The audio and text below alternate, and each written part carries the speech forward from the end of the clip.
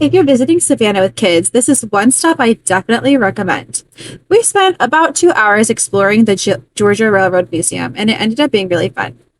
The museum is located right next to the Savannah Children's Museum, so it's really easy to visit both in the same day.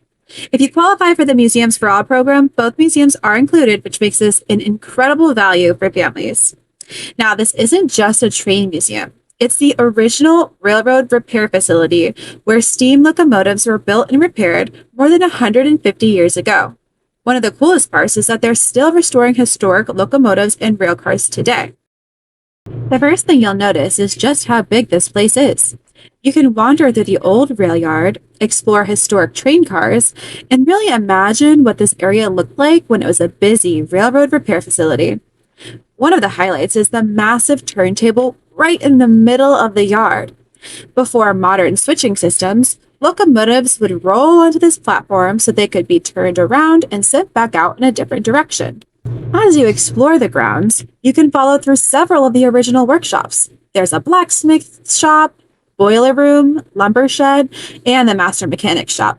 I enjoyed seeing all the original tools and learning how much work really went into keeping these steam locomotives running.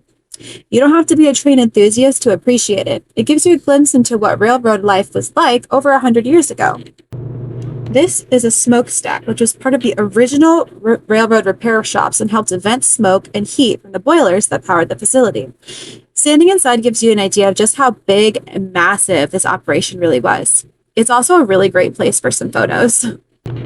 One little detail we almost missed was the workers' garden. Since this is such an industrial site, they created a peaceful green space where employees could take a break during the day. It's a really beautiful spot with a fountain, flowers, and a little bit of shade. If you're visiting on a nice day, it would be a beautiful place to sit and have some lunch. Hands down, the best part of visiting is that your ticket also includes a short train ride around the property. Along the way, you learn a little bit about the history of the railroad, and then the train rolls onto the historic turntable where you actually get to spin around before heading back. It's such a unique experience and was definitely the highlight of this museum for us. Right at the very end of the train ride, we get to peek inside the restoration shop. And this was honestly my favorite parts. Instead of just displaying old trains, this museum is actively restoring historic locomotives and rail cars. Depending on when you visit, you'll see different rail cars that they're currently working on. We saw some that were hundreds of years old. Whether this museum is a hit really depends on your family. If you have a child who's really into trains or you love railroad history, you could easily spend 2 or 3 hours here exploring everything.